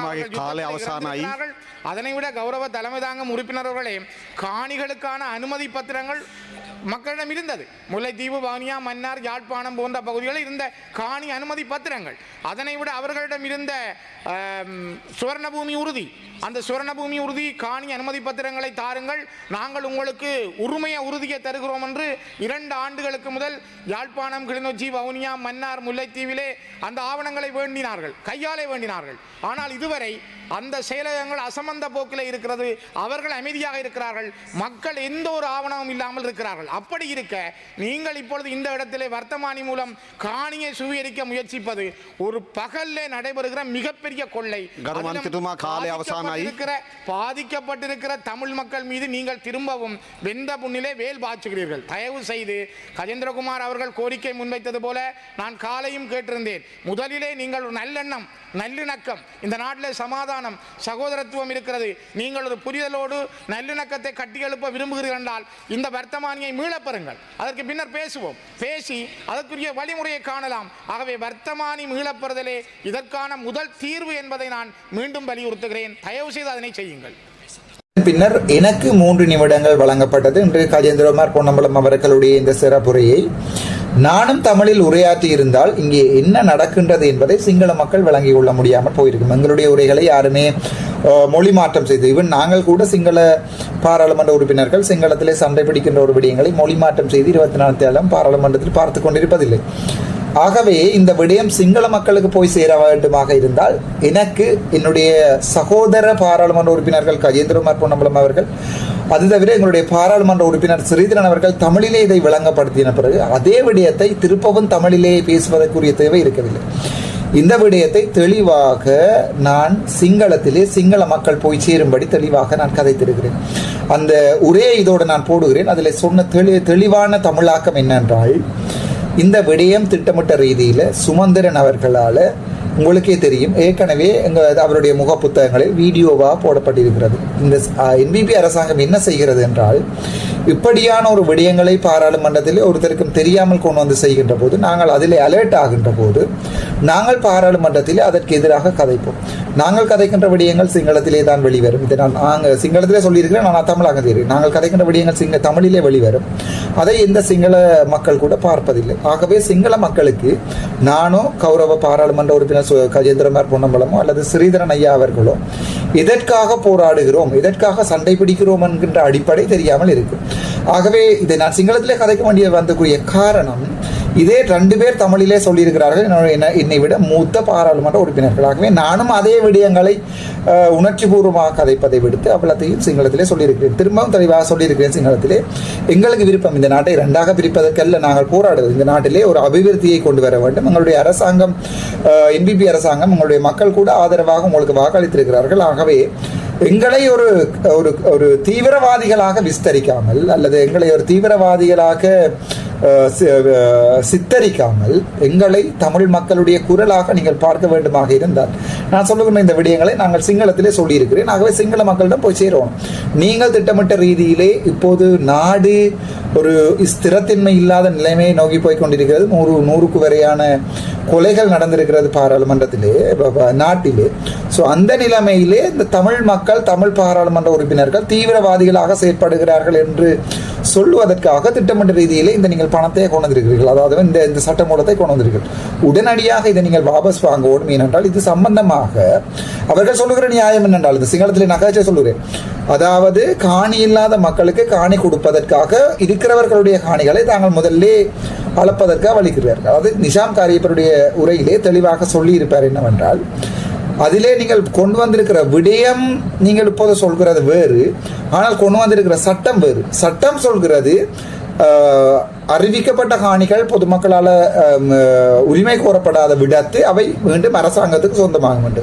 அரசாங்கத்துக்கு சொந்தமாகும் என்று அவர்கள் கொண்டு வந்ததற்குரிய காரணம், இது ஆங்கிலேயர்கள் இந்த நாட்டிலே இருக்கும்போது அவர்கள் காணிகளை சுவீகரிப்பதற்காக கொண்டு வந்த சட்டம். ஸோ அந்த சட்டத்தை, அதாவது லேண்ட் ப்ரொக்யூர்மெண்ட் சட்டத்தை நீங்கள் மறுபடியும் மக்களிடையே, தமிழ் மக்களிடையே திணிப்பதானது இன்று தமிழ் மக்கள், நாளைக்கு முஸ்லீம் மக்கள், நாளைக்கும் அம்பார எக்கரப்பத்தில் இது நடைபெறலாம். ஸோ அதை நான் தெளிவாக சிங்களத்திலே சொல்லியிருக்கிறேன். அதை கேட்டு பார்க்கலாம். ගරු රාමනාදන් අර්ජුන මන්ත්‍රතුමා ඔබතුමාට විනාඩි 2ක කාලයක් ලැබෙනවා. බොහොම ස්තුතියි. මම මේ කාරණාව මම මත කරන්න ඕනේ සිංහලෙන්. හේතුව අපි මේ පාර්ලිමේන්තුව ඇතුලේ කතා කරන දේවල් එළියට යන්නේ නැහැ. අපි දෙමළෙන් කොච්චර ගෑ ගැව්වොත් ඒක සිංහල මීඩියා වලට එන්නේ නැහැ. වෙලා තියෙන්නේ මේ ආණ්ඩුව මේ 159 අපේ ජනතාව මේ ආණ්ඩුවට ඡන්ද දුන්නේ මේ දෙමළ සිංහල ජනතාව ඔක්කොම එකට ඉන්න ඕනේ කියලා වැඩපිළිවෙලක් හදන්න තමයි මේ ආණ්ඩුව ඡන්ද දීලා තියෙන්නේ. එතකොට මේ ඕගොල්ලෝ දැන් පච්චබල් බොරුවක් කරලා මේ ආණ්ඩුව පුටුවක් අරගෙන කරන්නේ අපේ දෙමළ මිනිසුන්ගේ, අපේ සිංහල මිනිසුන්ගේ හිතේ තියෙන එක සම්පූර්ණයෙන්ම වෙනස් කරනවා. ඒක හොඳම උදාහරණය තමයි ඕගොල්ලෝ දැන් මේ මාර්ච් 28 වෙනිදා මේ පනතේ දාලා තියෙනවා දෙමළ මිනිසුන්ගේ ඉඩම ආණ්ඩුවට මේ අදාළ කිරීම පනතේ දාලා තියෙනවා. එතකොට ඒකින් වෙන්නේ තවත් මේ රට ඇතුලේ සිංහල මිනිස්සු සිංහල ජනතාව දමළ ජනතාව රණ්ඩු වෙන එක තමයි ඉතුරු වෙන්නේ. එතකොට ඕගොල්ලෝ මේකෙන් ජාතිවාදිය කුසල ඕගොල්ලොන්ට කැමති අපි මෙහින් ඇවිල්ලා රණ්ඩු වෙන්න ඕනේ අපිට ඉඩමක් දෙන්න අපේ මේ ඔක්කොම දාන්න කියලා ඔක්කොම අතාරින්න කියලා අපි රණ්ඩු වෙන්න ඕනේ. එතකොට ඕගොල්ලොන්ට මේක ආයෙ කියන්න පුළුවන් ඕගොල්ලෝගේ මීඩියා කාර්යයට ඔන්න බලන්න අට්ටුනා ගජේන්ද්‍ර මන්ත්‍රීතුමා ඔය ශ්‍රීධර මන්ත්‍රීතුමා ඔක්කොම එකතු වෙලා ඔය ඉඩමට රණ්ඩු වෙනවා කියලා. අපි ඉඩමට නෙවෙයි රණ්ඩු වෙන්නේ. අපේ ඉඩමට රණ්ඩු වෙන්නේ. ඒක ඕගොල්ලෝ කරුණා කරලා මේ වගේ එකක් මේ විත්ඩ්‍රෝ කරගන්න. කරුණා කරලා මේ වගේ පනත එකක් දැන් සාමාන්‍යයෙන් රට දෙකක් කියලා අපි හිතන්නේ එක රටයකට එක කල්චර් එකක් තියෙන්න ඕනේ අනිත් රටට වෙන කල්චර් එකක් තියෙනවා. ඒ ජංගිසි පැහැදිලිමත් තියෙනවා. දෙමළ ජනතාවට ඉඩමත් නෝතන් ඊස්ට් ඉඩමත් තිබ්බා. ඒ වගේ සිංහල ජනතාවට දකුණු ඉඩමත් තිබ්බා. අපේ වෙනම කල්චර් එකක් තිබ්බා. ඕගොල්ලෝගේ වෙනම කල්චර් එකක් තිබ්බා. හැබැයි අපි දැන් අහන්නේ අපි දෙකට කඩන්න ඕනේ කියලා. මේක අපි හිටපු විදියට ඉන්න දෙන්න කියලා නේ ඕගොල්ලෝ ඉල්ලන්නේ. හැබැයි ඕගොල්ලෝ කරන්නේ මේ වගේ පනත ඒවා ගෙනාවාම අපේ උතුරේ ඉන්න කවුරු හරි ඇවිල්ලා ගෑ ගන්නවා. එතකොට ආපහු කියනවා මේ අපේ කොඩි අපේ කොටි කොඩිය දාලා බිමට ඕගොල්ලෝ කකුලේ නගිටලා ඒ පින්දූරේ එළියට දානවා. එතකොට අපේ ජනතාව තද වෙලා ඕගොල්ලෝගේ අපේ රට සිංහ කොඩියක් දාලා පකුලට දාලා මේවා කරනවා. ඒකෙන් වෙන්නේ ආය මේ රටට රණ්ඩුවක්. එතකොට සිංහල ජනතාවයි දමළ ජනතාවයි ඔබතුමාගේ කාලය අවසానයි. තපයි විනාඩි 20ක් දෙන්න. තපර 20ක් දෙන්න. එතකොට අපි ඉල්ලින් කරන්නේ මේ වගේ ඒවල්. දැන් අපි මේ පැත්තට හිටපු හැමෝටම බැන්නේ මොකද්ද? අපේ රටේ ඇතුළේ ජාතිවාදී ආය උත්සාහ කරලා ජාතිවාදී හදලා අපේ රට දෙකට බෙදුවා කියලා. දැන් ඕගොල්ලෝට කැමති මේ වගේ පනතයක් ගැන දානකොට අපි තුන් දෙනාම නැගිටලා ගෑ ගන්නවා. එතකොට ඕගොල්ලෝට කියන බං උත්තර ඉන්න මිනිස්සු ආයෙ ඉඩමක් ඉල්ලනවා කියලා. ඒගොල්ලෝ ආයෙ දමලෙලා මිල්ලනවා කියලා ආපහු ඕගොල්ලෝගේ 159 තියාගන්න හදන. ඒක කරන්න එපා. මේක සිංහලෙන් අනිවාර්යෙන් මම කියන්නේ අපිට කැමති නෑ මේ රට දෙකට බෙදා ගන්න. හැබැයි මේ වගේ පනත ඒවා ගේනකොට අපිටත් කතා කරලා අපිටත් පොඩ්ඩක් අහුම්කම් දීලා අපිට මේ වගේ ඒවල් පුළුවන් තරම් අපිටත් එක්ක සාකච්ඡා කරලා මේක කරන්න කියලා ඉල්ලන්නේ. මේක ඕගොල්ලෝ තනිකර පොලිටික්ස් වලින් කරන්නේ. එතකොට ඕගොල්ලෝගේ සුමන්දරන් ඕගොල්ලෝ මේ MSc දෙකක් දීලා සුමන්දරන් මන්ත්‍රීතුමාව දාලා තියෙනවා. එතකොට එයා ප්‍රසිද්ධම දානවා ඔන්න දෙමළ මිනිස්සුන්ගේ ඉඩම යනවා කියලා. එතකොට උත්තරේ කරු මන්ත්‍රීතුමා කාලය අවසానයි ඔබතුමාගේ. එතකොට උත්තරේ ඉන්න මිනිස්සු හිතන්නේ ওই සිංහල ආණ්ඩුව ආපහු අපිට බාධාව කරන්න යනවා කියලා. අපි ආපහු ඒ රටට පාරට බයිනවා. ආපහු ඊට පස්සේ ඕගොල්ලෝ 100ට කරනවා. මේ තව පනතයක් දානවා. ඒ නිසා කරුණා කරලා අපිට මේ වගේ ඒවා විත්ඩ්‍රෝ කරගන්න. කරුණා කරලා මේ වගේ විත්ඩ්‍රෝ කරලා අපිට එක්ක සාකච්ඡාවට අවිල්ලා ඊට පස්සේ ඒක ඕන එකක් දාගන්න. අපිටත් කැමති ඕගොල්ලෝට සහයෝගයක් දෙන්න. කරුණා කරලා මේක අපි ඉල්ලන්නේ. කරුණා කරලා මේ වගේ පනතයක් ආයේ විත්ඩ්‍රෝ කරන්න කියලා ඉල්ලන්නේ. thank you. நான் சிங்களத்திலே இந்த உரையை ஆற்றியதன் பின்னர் எதிர்க்கட்சியிலே பவானந்த ராஜா அவர்கள் எழும்பி தமிழிலே அந்த உரையை ஆற்றினார். அவர்களுக்கு அடிப்படை விளங்கவில்லை. பவானந்த ராஜாவுக்கு என்ன நடக்கிற எழுதி கொடுத்ததை வாசிக்கிறார். எங்களுடைய இனத்தினுடைய அவமானம் என்னென்றால் என்பிபி அதாவது நான் இன்று வரைக்கும் சஜித் பிரேமதாசவுடனோ அல்லது ஏன் இன்று வரைக்கும் போய் என்பிபியினுடைய சேரல் என்றால் நாங்கள் எங்களுடைய சுவாதீனமாக எங்களுடைய சுயேட்சையாக எங்களுடைய கருத்தை தெரிவிக்க முடியாது. எழுதி கொடுத்ததை வாசிக்கிறார் பவானந்த ராயா வைத்தியர் அவர்கள். அவர்களுக்கு என்ன நடக்கின்றது, எதற்காக இந்த சட்டம் கொண்டு வரப்படுகிற எந்த அறிவும் இல்லை. எழுதி கொடுத்ததை வாசிக்கிறார். நீங்கள் அதை பார்த்துவிட்டு உங்களுடைய கருத்து கணிப்பை நீங்கள் கீழே கமெண்ட் பண்ணுங்கள். ගරු වෛද්‍ය ශ්‍රී භවානන්ද රාජා මන්ත්‍රීතුමා ඔබතුමාට විනාඩි 3ක කාලයක් ලැබෙනවා. Yes. கௌரவ சவாராயர் அவர்களே, அண்மையில் வெளியிடப்பட்ட இந்த காணிகள் தொடர்பான எமது மாகாணத்தில் உள்ள காணிகள் தொடர்பான இந்த வர்த்தமானி அறிவித்தல் எமது மக்கள் மத்தியில் ஒரு தவறான கருத்துகள் மற்றும் ஒரு பயத்தை ஏற்படுத்தி இருந்தது. காரணம், அந்த காணிகள் கபலீகரம் செய்யப்படுவதாக கூறப்பட்டிருந்தது. ஆனால் உண்மையில் அப்படியானது அல்ல. இந்த காணி உரிமையாளர்களை இனங்கண்டு அவர்களுக்கு இந்த காணிகளை உரித்தாக கொடுப்பதுதான் இதன் முக்கிய நோக்கம் என்பதை நான் இங்கே தெரிவித்துக் கொள்ள விரும்புகின்றேன். எக்காரணம் கொண்டும் இந்த அரசு இந்த காணிகளை கையகப்படுத்த மாட்டோம் என்பதை நான் இங்கே உறுதியாக சொல்லிக்கொள்ள விரும்புகின்றேன். அத்தொழுது உரிமையாளர்கள் தங்கள் காணி விவரங்களை கொடுத்து அந்த காணி உரிமைக்கு முறைவாக காணி பதிவாளர் அலுவலகத்தில் கொடுத்து அவர்களது காணி உரிமைகளை பெற்றுக்கொள்ளலாம். இதற்காக காணி ஆவணங்கள் கூட தேவையில்லை. அந்த காணிகள் அவர்கள் வீடு கட்டியிருந்தால் அல்லது விவசாயம் செய்திருந்தால் அல்லது காணிகளை உபயோகப்படுத்தி இருந்தால் அந்த விவரங்களை மட்டும் கொடுத்தால் போதும். உதாரணமாக போராட்ட காலம் அல்லது சுனாமி காலத்திலே அவர்கள் தங்களுடைய பதிவுகள் ஆவணங்களை துளைத்திருந்தால் கூட அல்லது மீள கொடுத்திருந்தால் கூட அந்த விவரங்களை கொடுத்து அந்த காணிகளை அவர்கள் தங்கள் காணி அலுவலர்களில் பதிவு செய்து கொள்ளலாம். அதே போல உரிமையாளர்கள் வெளிநாட்டில் இருப்பார்களா இருந்தால் அங்கீகரிக்கப்பட்ட வழக்கறிஞர் மூலமாகவும் அதனை தெரியப்படுத்தி பெற்றுக்கொள்ளலாம். அத்துடன் எமது இந்த காணி உரிமையாளர்களை இனங்கண்ட பின்பு இருக்கின்ற அரசு காணிகள் எமது பகுதிகளிலே முதலிட இருக்கின்ற எமது புலம்பெயர் தமிழ் மக்களுக்கு யாராவதுக்கு அந்த காணிகள் கேட்டிருக்கிறார்கள் தங்களது தொழிற்சாலைகள் முதலீடுகளை ஆரம்பிப்பதற்காக. எனவே அவர்களுக்காக வழங்குவதற்குத்தான் நாங்கள் அதை வழங்குவோம் ஒழிய வேறு ஒருவருக்கு அந்த காணிகளை நாங்கள் வழங்க மாட்டோம் என்று உறுதி கூறுகிறோம். அத்துடன் இந்த பணிகள் இப்பொழுது தற்காலிகமாக இடைநிறுத்தி வைக்கப்பட்டுள்ளன. அடுத்த டிடிசி மீட்டிங்கிலே எமது சக பாராளுமன்ற உறுப்பினர்கள் அனைவர்களின் ஒத்துழைப்போடுதான் மேலதிக நடவடிக்கையை நாங்கள் நடத்த தீர்மானித்திருப்பதால் எனவே இது கொடுத்து யாரும் அச்சப்பட தேவையில்லை. இந்த காணிகள் உண்மையாக அந்த உரிமையாளர்களுக்கு ஒரு நன்மையான விடயமாகவே அமையும். அத்துடன் இந்த காணிகள் மூலம் அநேகர் பயன்பெறுவதற்கும் வழிவகுக்கும். எனவே இந்த வர்த்தமானி அறிவித்தலானது ஒரு தவறான புரிதலை மக்கள் மத்தியில் ஏற்படுத்தி இருக்கிறது. எனவே நாங்கள் அடுத்த டிடிசி மீட்டிங்கில் அந்தந்த மாவட்டங்களுக்குரிய அரசாங்க மற்றும் எதிர்க்கட்சி பாராளுமன்ற உறுப்பினர்களின் உதவியோடு ஒரு சரியான முடிவை எடுத்துத்தான் நாங்கள் இதற்குரிய நடவடிக்கை எடுப்போம் என்பதை நான் இங்கு உறுதியாக கூறிக்கொள்ள விரும்புகின்றேன். நன்றி. ஆனந்தராஜா அவர்கள் பேசியதன் பின்னர் மறுபடியும் பார்த்தால் எங்களுடைய பாராளுமன்ற உறுப்பினர் அமைச்சர் சந்திரசேகர் அவர்கள் இது தொடர்பான விளக்கம் ஒன்றை தந்து கொண்டிருக்கிறார். அமைச்சர் சந்திரசேகர் அவர்கள் இந்த விளக்கத்தை திருப்பி நாங்கள் யாழ்ப்பாணத்தை கட்டியெழுப்ப போகிறோம், அதை கட்டியெழுப்ப போகிறோம், காணி இல்லாதவர்களுக்கு காணி கொடுக்க போகிறோம், அப்படியே ஸ்ரீதரன் ஐயா குறிச்சின் ஒரு மெழுகொன்றை பூசி, அப்படியே கயந்திரமா இருக்கும் பொன்னம்பலத்தை ஒரு மெழுகொன்றை பூசி சமாளித்து தன்னுடைய 3 நேரத்தையும் இங்கே போக்காட்டுகிறார். ஆனால் அவர்கள் 2 பேரும் எங்களுடைய இனத்தின் கோடாலி காம்புகளாக செயற்பட்டு கொண்டிருக்கிறார்கள் என்றதை அதை நாங்கள் மலையகம் தமிழ் பார்க்கவில்லை. நாளை மலையக மண்ணிற்கும் இது நடக்கலாம். மலைய மண்ணிற்கு இது நடக்கும்போது யாழ்ப்பாணத்திலிருந்து என்னுடைய குரல் ஒலிக்கும். ஆகவே நான் மலைய மண்ணிலே இருக்கிற முதலாக வந்த கார்டியோலஜிஸ்ட், என்னுடைய கையால் 3 பாடம் படிப்பிக்கப்பட்ட ஒரு தம்பி. ஆகவே மலைய மண்ணுக்கு என்னுடைய முன்னாள் மனைவியினுடைய தந்தை 15 புத்தகங்கள், இலக்கிய கட்டுரைகள் புத்தகங்கள் எழுதியிருக்கிறார். ஆகவே மலைய மங்களுக்கு என்று எங்களுக்கு ஒரு வரலாறு இருக்கிறது. நாங்கள் அதை பிறகு கதைப்போம். ஆனால் இதை அவர்கள் கதைத்து எங்களுடைய கோடாலி காம்புகளாக எவ்வாறு எங்களுடைய அமைச்சர் சந்திரசேகர் என்று செயற்பட்டிருக்கிறார் என்பதை நீங்கள் அடுத்த வீடியோவிலே தொடர்ந்து பார்க்கலாம்.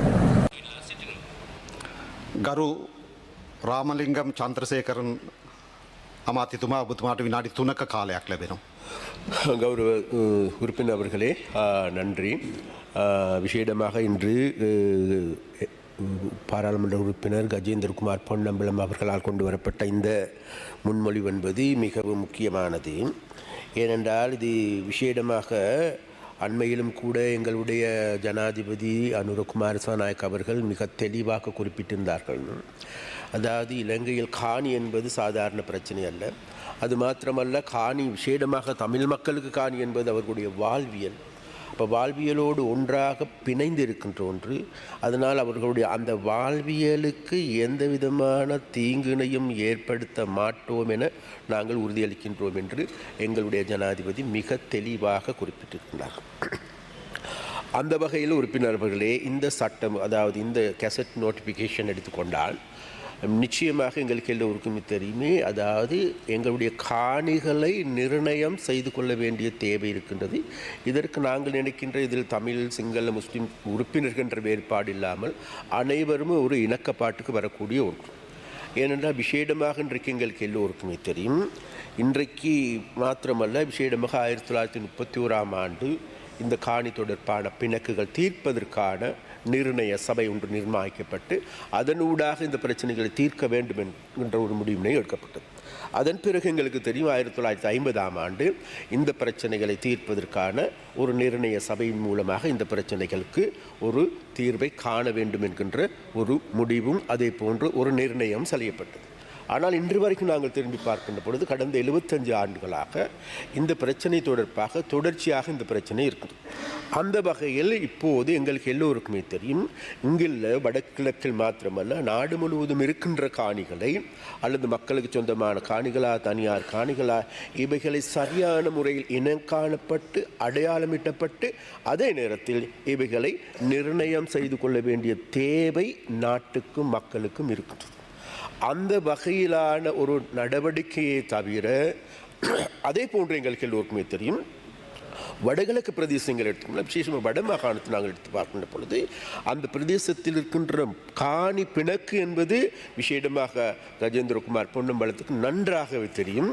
காணி பிணக்கு என்பது மிக மிக மோசமான நிலைமையில் மக்கள் பாதிக்கப்பட்டிருக்கின்றார்கள். அப்போ அந்த காணி பிணக்குகளை தீர்த்து கொள்ள வேண்டிய தேவை எல்லோருக்கும் இருக்கின்றது. என்னை விட கூடுதலாக இந்த காணி பிணக்குகள் தீர்ப்பதில் விசேடமாக எங்களுடைய ஸ்ரீதரன் எம்பி அவர்கள் கூடுதலாக செயல்பட்டிருக்கிறார்.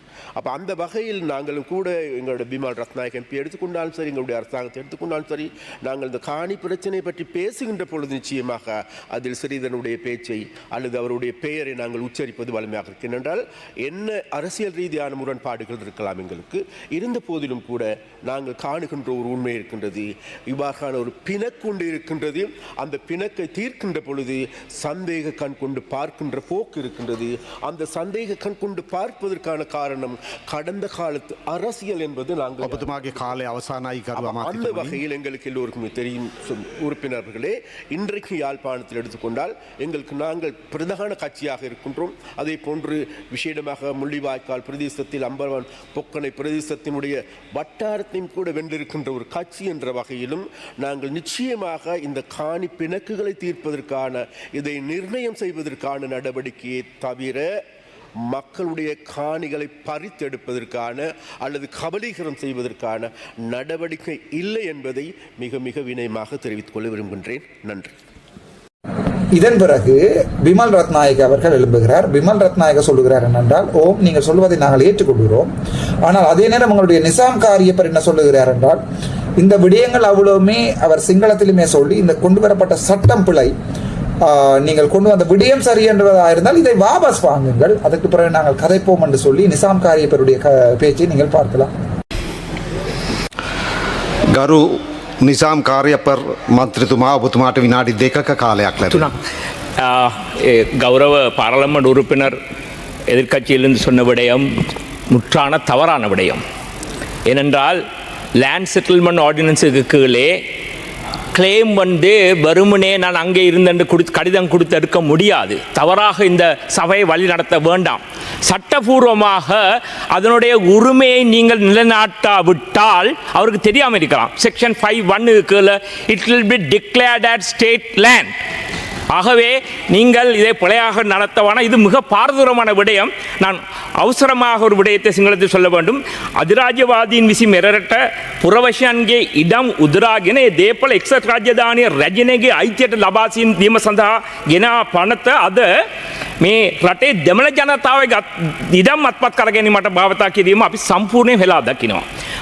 මුලතිව් දිස්ත්‍රික්කයේ අදාළ ඉඩම් ප්‍රදේශයේ සංවර්ධන කටයුතු සඳහා භාවිතා කිරීමට අවශ්‍යතාව තියෙනවා. රජයේ ඉඩම් තියෙනවා.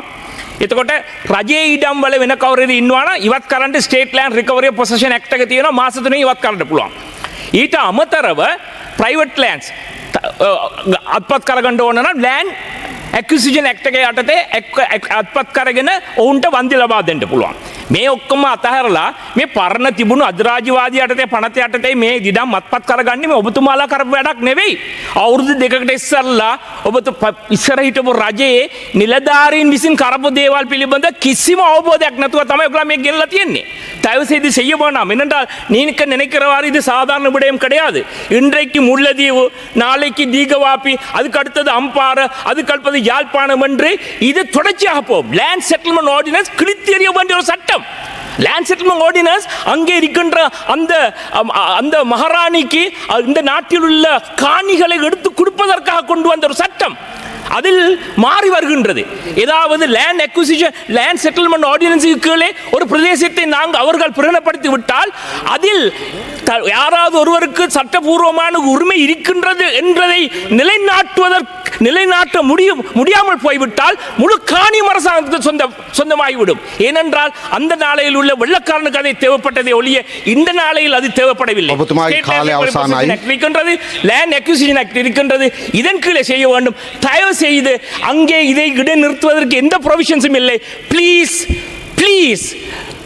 revoke this gazette notification. There are no other way we can get out of it. Thank you.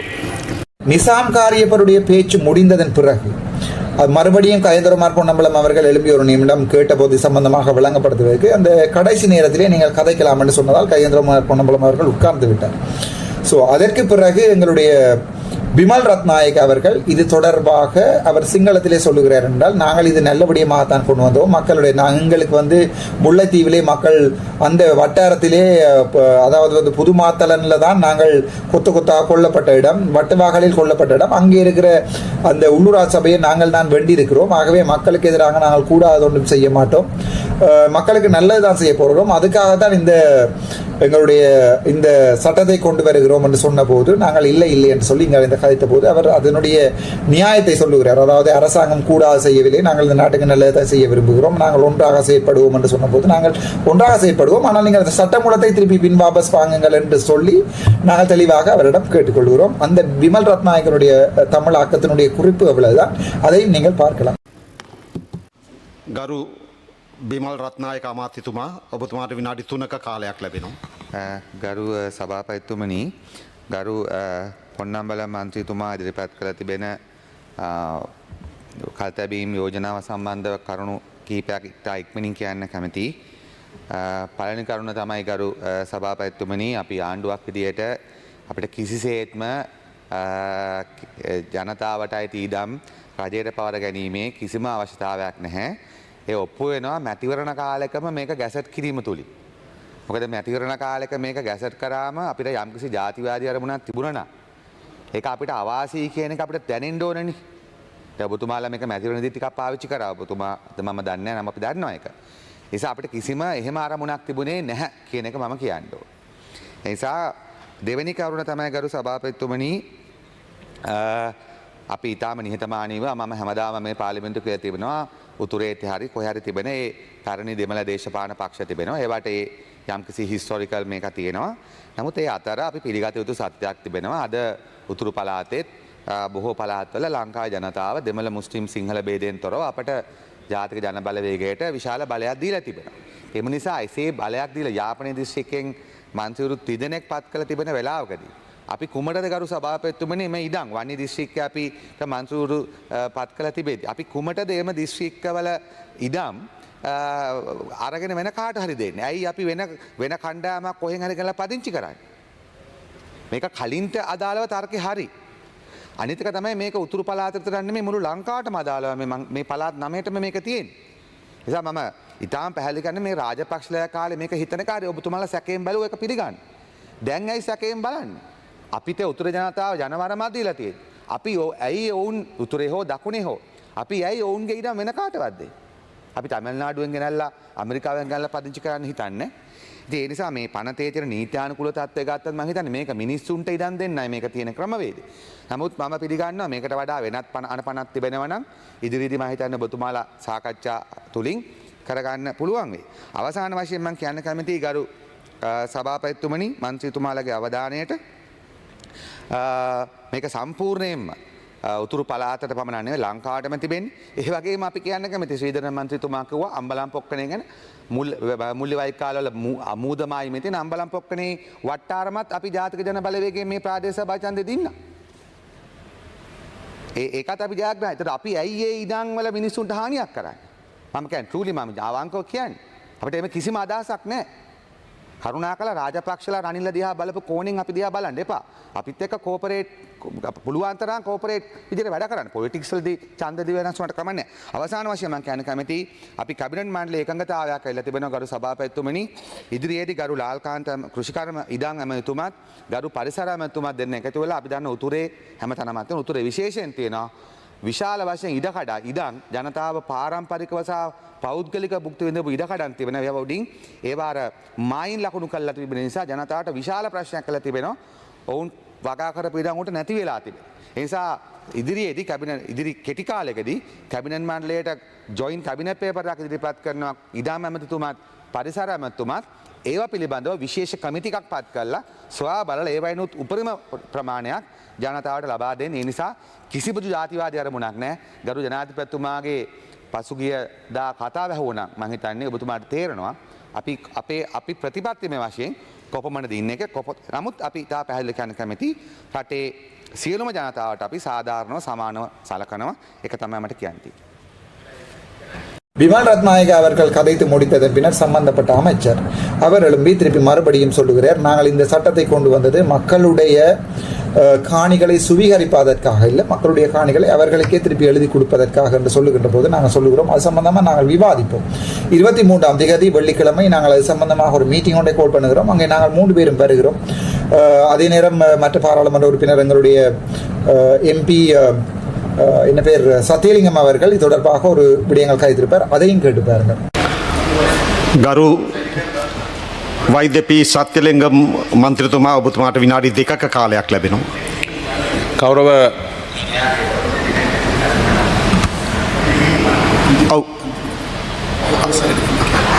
ගරු මන්ත්‍රතුමා අපි අවසානයට කතා කරමුද?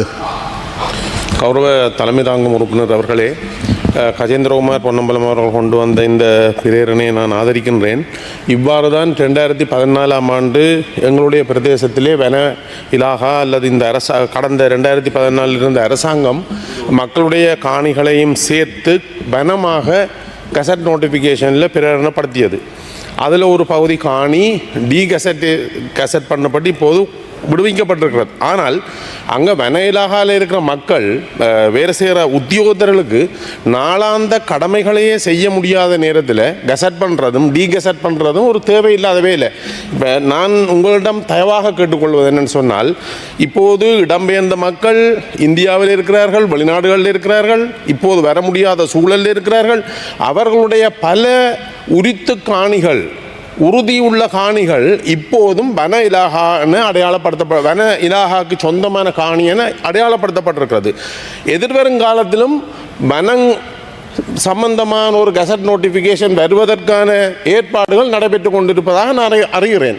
ஆனபடியினால் தயவு செய்து மீண்டும் ஒரு குழப்பத்தை ஏற்படுத்தாமல், ஏற்கனவே எங்களுடைய பாராளுமன்ற உறுப்பினர்கள் ப்ரப்போஸ் பண்ணதை போல மக்களுக்கு ஒரு கால அவகாசத்தை வழங்கி அவர்கள் தங்களுடைய காணிகள் வன இலாகாக்கு சொந்தமான காணிகளாக பிரகடனப்படுத்தப்பட்ட காணிகள் இப்போது பிரகடனப்படுத்தப்பட இருக்கின்ற காணிகள் சம்பந்தமாக தீர விசாரித்து அந்த மக்களுடைய காணிகளை உறுதிப்படுத்தி அது வன இலாகாக்கு சொந்தமான உண்மையான காணிகள் என்ற ஒரு உறுதிப்பாட்டை எடுத்த பின்பு இந்த கசட் நோட்டிஃபிகேஷனை கொண்டு வர வேணும். அல்லது நிச்சயமாக தொடர்ந்தும் இந்த பிரச்சனை போகும். ஆனபடியினால் தயவு செய்து வன இலாகாவால் கையகப்படுத்தப்பட்ட காணிகளை விடுவிப்பதற்கு நடவடிக்கை எடுப்பதோடு அந்த மக்களுக்கு ஒரு நம்பிக்கை வரக்கூடிய வகையிலே பல குளங்கள் வன இலாகாவால் கையகப்படுத்தப்பட்டிருக்கிறது. மக்கள் பரம்பரையாக செய்த காணிகள், வரம்புகள் இருக்கின்ற காணிகள் வன இலாகாவால் கையகப்படுத்தப்பட்டிருக்கின்றது. குடியிருப்பு காணிகள் கையகப்படுத்தப்பட்டிருக்கின்றது. எங்கள் வனம் என்று சொல்லப்படுகின்ற பகுதியில் மாமரம், பிலாமரம், தென்னைமரம் நிற்கிறது. இலங்கை காடுகளில் இந்த மரங்கள் இல்லை. ஆனபடியினால் அந்த மக்கள் வாழ்ந்த பிரதேசங்களை அவர்களுக்கு மீண்டும் வழங்க நடவடிக்கை எடுப்பதோடு புதிதாக வனம் சம்பந்தமான ஒரு கெசட் அந்த கெசட் பண்ண வேண்டி இருக்கின்ற காணி மக்களுக்கு சொந்தமான காணி அல்ல என்ற உறுதிப்பாட்டை ஏற்படுத்திய பிறகுதான் கெசட் பண்ண வேண்டும் என்று தயவாக கேட்டுக்கொள்கிறேன். நன்றி. පිළිතුරු කතාව ගරු කේඩි ලාල්කාන්ත අමාත්‍යතුමා ඔබතුමාට විනාඩි 7ක කාලයක් ලැබෙනවා. ගරු මූලාසනාරෝධ මන්ත්‍රීතුමනි, මං හිතන්නේ ඊටාම සංවේදී සහ ඉක්මනින් අවසන් කළ යුතු ප්‍රශ්නයක් තමයි අපි කතා කරමින් ඉන්නේ. යුද්ධය නිමා වුණාට පස්සේ මම බොහෝ අවස්ථාවල යාපනය, මුලතිව්, කිලිනොච්චි, මන්නාරම් කියන දිස්ත්‍රික්කවල දේශපාලන කටයුතු වලට ගිහිල්ලා තියෙනවා අපේ පක්ෂ විදියට. ඊට පස්සේ මම මේ විෂයභාර ඇමතිවරයා වුණාට පස්සේ කුෂිකර්ම, පසු සම්පත්, ඉඩම් සහ වාරිමාර්ග ඇමතිවරයා වුණාට පසුවත් මේ දිස්ත්‍රික්කවල ජනතාව හම්බ වෙලා තිබෙනවා. කීප අවස්ථාවම ගිහිලා තියෙනවා. ඒ වගේම පසුගිය මැතිවරණ සමයේත් මුලතිව් දිස්ත්‍රික්කයේ සහ වවුනියාවේ මේ ප්‍රදේශවල ජනතාව හම්බ වෙලා තියෙනවා. ජනතාවගේ ප්‍රධානම ප්‍රශ්නය විදියට ජනතාව ඉදිරිපත් කරන්නේ තමන්ගේ ඉඩම් නිරවුල් කරලා දෙන්න කියලා. ඒක දේශපාලඥයෙක් විදිහට මේ ඇමතිවරයා වෙන්න කලිනුත් මට ඉදිරිපත් වෙලා තියෙන මේ ප්‍රදේශවල ගියාම අපේ ආදරණීය ජනතාව අපෙන් ඒ ඉල්ලීම කරලා තිබෙනවා. දැන් පසුගිය මැතිවරණ සමය සහ ඒ ආසන්න කාලේ ඊට කලින් යනකොට තිබුණු එක ප්‍රධානම කාරණයක් තමයි වන සංරක්ෂණය සහ වන ජීවියක උතුරේ ජීවත් වෙන ජනතාවගේ ඉඩම් ඒ ආයතනවල ඉඩම් විදියට ලකුණු කරලා තියෙනවා. ඒක නිරවුල් කරන්න තියෙනවා. එක ප්‍රශ්නයක් විදියට. මේ කාරණේ පසුගිය අමාත්‍ය මණ්ඩල රැස්වීමෙත් සාකච්ඡා කළා. ඒ සාකච්ඡාවේදී අපි ගත්ත තීරණයක් තමයි ඒ වනජීවියක යටතේ කියලා තියෙන ඉඩම්. ඒ වගේම වන සංරක්ෂණයක යටතේ කියලා තියෙන ඉඩම්. ජනතාවගේ ඉඩම් ලෙස පවතිනේවා මේ මොහොතේ වනජීවී කියලා තියෙනවා වන සංරක්ෂණ කියලා තියෙනවා. එයින් ජනතාවට අයිතිව තිබූ සියලුම ඉඩම් ජනතාවට නැවත ලබා දීම සඳහා ඒකාබද්ධ අමාත්‍ය මණ්ඩල පත්‍රිකාවක් කමිටි එකක් හදලා ඒ කමිටි එකට පවරලා මේ කාර්යය මේ ටික නිරවුල් කරලා දෙන්න කියලා ඉක්මනින් කටයුතු කරන්න තීරණයක් ගත්තා. අපි ලබන අමාත්‍ය මණ්ඩල රැස්වීමට ඉදිරිපත් කරනවා වන සංරක්ෂණ අපේ පරිසර ඇමතිතුමා සහ කෘෂිකර්ම පශුසම්පත් ඉඩම් වාරිමාර්ග අමාත්‍යවරයා විදියට මමත් ඒ කමිටුව මොකක්ද කියන එක නම් කරලා ඉක්මනින් ඒ ප්‍රශ්නය නිරවුල් කරලා ජනතාවට ඉඩම් ලබා දෙන්න. ඒ කටයුත්තේදී අපි ඊටාම අවංකව සහ වේගෙන් කටයුතු කරන්න බලාපොරොත්තු වෙනවා.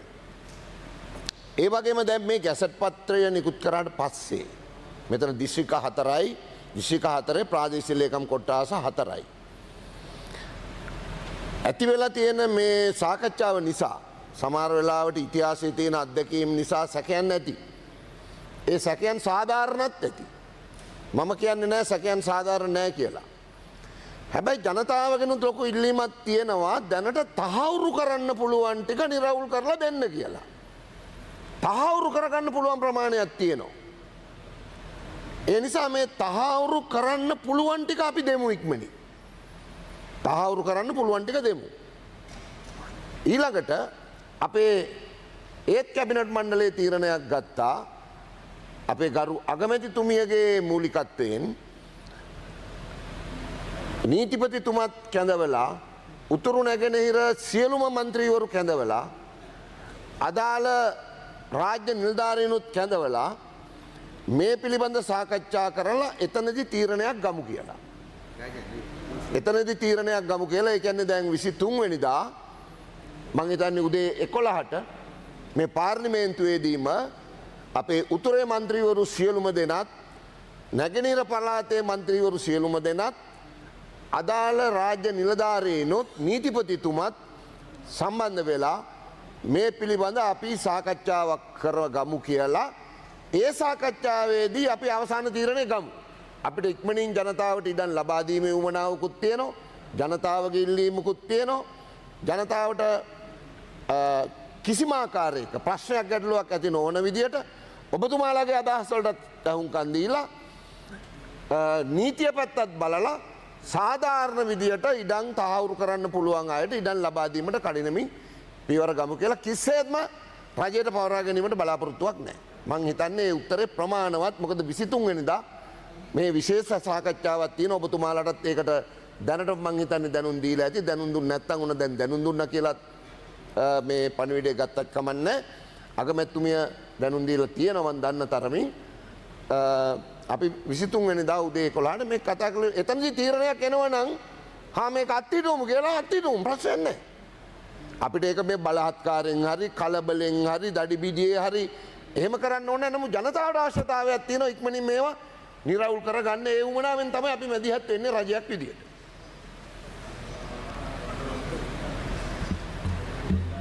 ගරු මන්ත්‍රීතුමා ඔබතුමා කෙටියෙන් අවසන් කරමු.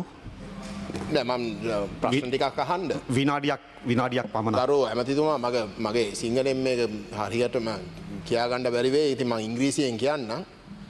Honorable Minister, the motives that you have just stated we have no problems with. But the law that you are trying to use has the completely opposite intention. So if your intention is actually not to pronounce as state land the lands that you have demarcated for that 6,000 acres, this is not the law to use. What we are suggesting is what you have suggested in doing with regards to wildlife and forestry. You have a committee or a commission. We will cooperate. We accept that there are severe problems with regards to land that need to be sorted out. Because of displacement, multiple displacements, because of the tsunami, people don't have documents. That has to be resolved. We will cooperate with you. But please don't use this land. I don't know who has advised you, Honorable Minister, but this land is to acquire. It is to make state land. It is to declare state land. You talk about suspending this gazette. You can't suspend it. Once a gazette is issued by the end of the 28th of June, this land will vest as state land if it's not claimed. You cannot suspend the gazette. I don't know under what legal advice you are making this position in this house. You can't do it. You have to revoke it. And I assure you, Honorable Minister, you will have our cooperation. You will have our cooperation in sorting out the problems of our people. I mean, why would we not want our people's problems to be solved? Whether it is your government or any other government. But I'm telling you with utmost responsibility, this law is the wrong law that you're using. On the contrary, this law at the end of the 28th of June will declare as state land all those lands in that 6,000 odd acres that you have demarcated. I urge you to kindly withdraw this gazette. Withdraw this gazette. I assure you that all the members seated on this side of the house belonging to the Northeast, the Tamil members, will cooperate with you. It is in our interest. It is in our interest to solve the land issues that has been plaguing our people because we have lost documents. We have lost documents, so we understand the issue. But this is not the way to go about it, and kindly, you are frightening us. Not even the Rajapaksas did this. This is not the way to go about it.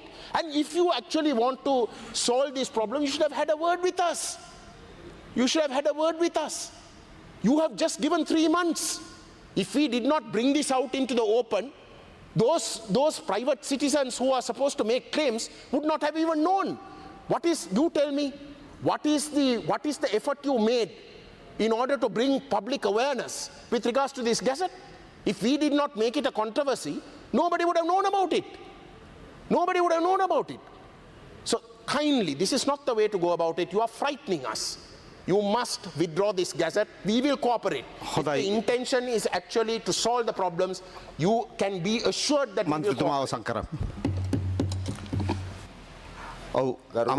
ගරු මන්ත්‍රීතුමා බොහොම ස්තුතියි ඔබතුමාගේ අදහස් දැක්වීමට. සාමාන්‍යයෙන් gazette එකක් යන්නෙම දැනුවත් කරන්න තමයි. ගැසට් එකක් යන්නෙම දැනුවත් කරන්න තමයි. දැනුවත් කිරීමටත් එක්කම තමයි ගැසට් එකක් යන්නේ. ඒ වගේම ප්‍රාදේශීය ලේකම්තුමන්ලට දිස්ත්‍රික් ලේකම්තුමාලට අදාළ දැන්වීම් යවලා තියෙනවා. මේ පිළිබඳ මම හිතන්නේ දිගින් දිගටම දැන් මෙහෙම කතා කරන එකේ තේරුම නැහැ. දැන් උත්තරයක් නේ ඕන. ඒ උත්තරය ලබා ගැනීමට 23 වෙනිදා නීතිපතිතුමත් ඔබතුමන්ලත් සියලුම දෙනා අදාළ නිලධාරීනුත් සම්බන්ධ වෙලා කමිටි එකක් තියෙන නිසා අපි ඒකෙදි තීරණයක් ගමු. කිසි ප්‍රශ්නයක් නැහැ. අපිට ඩෝසර් කරලා මොනා හරි කරන්න යන්න කිසිම එහෙම ඕනකමක් නැහැ. ඔබතුමාලගේ අදහසුත් දැන් ඇවිල්ලා තියෙනවා. අද උදෙත් අපේ මන්ත්‍රීතුමා ඉදිරිපත් කරා. මම ඒත් උත්තර දුන්නා. අපි කතා කරලා මේකට අවසාන උත්තරයක් ගමු. ගැසට් එක නවත්තන්න ඕන නවත්තමු ආදාළ නීති ප්‍රකාරව. ඒ ක්‍රමවේදයක් අපිට හොයාගන්න පුළුවන් නේ. බැරි කමක් නැහැ නේ. ඒ නිසා කිසිදු ප්‍රශ්නයක් එන්නේ නෑ උත්තර හොයන්න බැරි. ප්‍රශ්නාවට පස්සේ තමයි උත්තර හොයලා තියෙන්නේ. මිනිස් වර්ගයාම. ඒ නිසා අපි 23 වෙනිදාට මේක තීරණයක් ගමු. ඒ සඳහා තමුන්නාන්සේලාගේ සහයෝගය ඉල්ලමින් මගේ කරුණ දැක්වීම අවසන් කරනවා. බොහොම ස්තුතියි. ඒ අනුව පාර්ලිමේන්තුව 2025 මැයි මාස 21 වෙනි බදාදා පූර්ව භාග 9:30 දක්වා කල් තබනු ලැබේ.